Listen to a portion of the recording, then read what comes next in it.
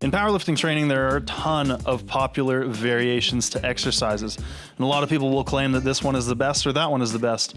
In my opinion, the best ones are going to be the ones that are most specific, that is, most like the competition lift that they're meant to enhance.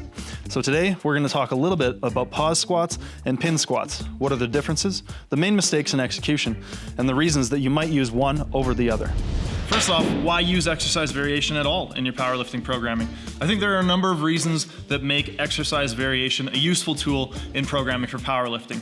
Number one, it allows the lifter to create some technical proficiency, become better at positional awareness, and target certain ranges of motion in terms of feeling where they are in the lift and feeling and understanding what they're doing and how to move. The other thing is it's a tool for coaches and lifters to problem solve certain ranges of motion, certain joint angles where lifters might not perform optimally or might be weak. As well, it's worth mentioning that exercise variation can reduce monotony by providing a novel stimulus in your training, which can be helpful from a psychological standpoint. First, let's talk about the pause squat. Now, one of the benefits of the pause squat that sets it somewhat apart from the pin squat is that it requires no extra equipment. Whatever bar you have kicking around, whatever rack you normally squat out of will be fine for this. The execution of the pause squat is as such.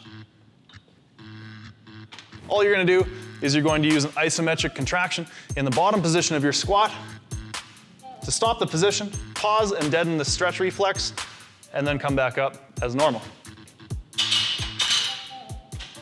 This deadening of the stretch reflex and focus on the lifter creating that bottom position and holding it will increase proprioception in the bottom by practicing the skill of maintaining good positioning, as well as strengthen the lifter in those specific joint angles produced at the bottom of the range of motion. If a lifter is someone who finds themselves often missing at the bottom of the squat, and by missing I mean failing a rep, or finds themselves rocking too far forward in the bottom of their squat, or thirdly, is somebody who bottoms out and often goes too deep, more deep than necessary in their squat, the pause squat can be a very useful variation. There are a couple of common mistakes that I often see in the execution of the pause squat.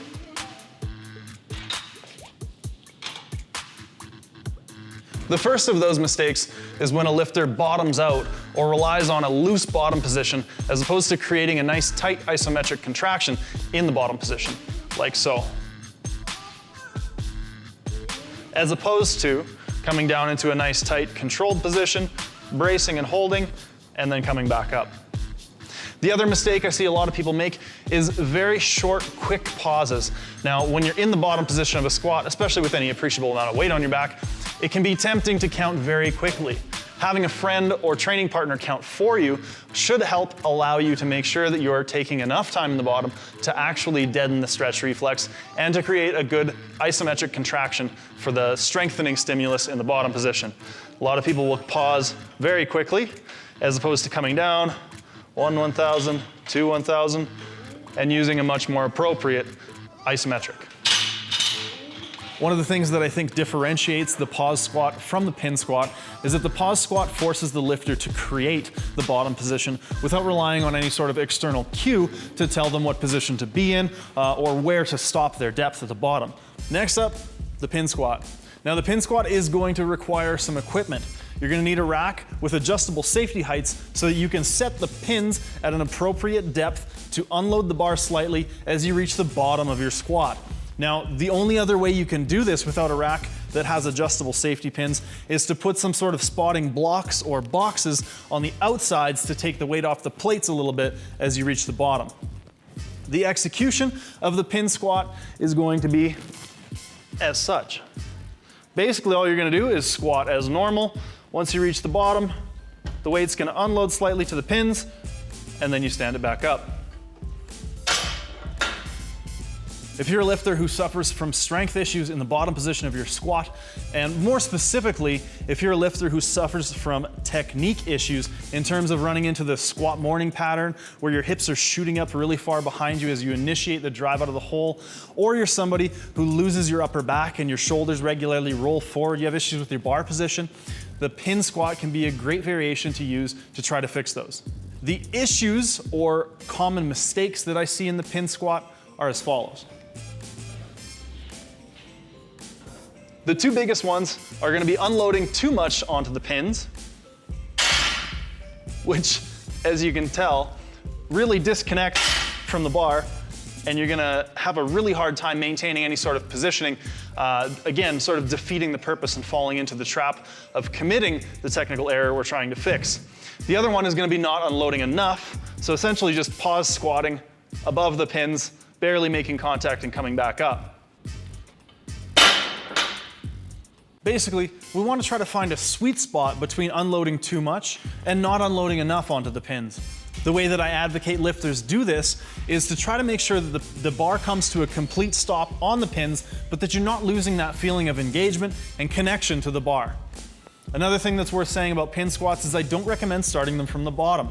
Now, the reason for this is that starting them from the bottom is going to make it almost impossible to create a good, tight squat position. This in turn is going to lessen the load that you're going to be able to use, which subsequently will lessen the specificity and the transferability, which is a long-winded way of saying starting from the bottom is going to make you do them light, which is going to limit how much they'll actually carry over to your competition squat.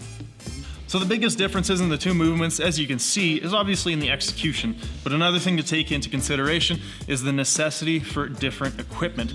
Now, you can do a pause squat anywhere you choose, whereas you need a power rack with appropriate settings for pin heights in order to do a pin squat. Both of these exercise variations would be appropriate for a lifter who consistently loses position in the bottom range of motion of their squat or is weak out of the bottom of their squat, but there are a few subtle differences in how and why I would prescribe them. If you find yourself or your athlete that you're coaching maybe is a lifter who has a tendency to rock forward too far in the bottom, is consistently losing their position onto their toes, and having balance issues in the bottom of their squat, as well as perhaps squatting too deep, I believe that is a strong case for the use of paused squats specifically. Conversely, if a lifter specifically has issues with the bar position on their back, like the bar rolling, their upper back rounding, or the very classic sort of squat morning pattern where the hips rise up behind the lifter, I would say that's more a case for the use of the pin squat.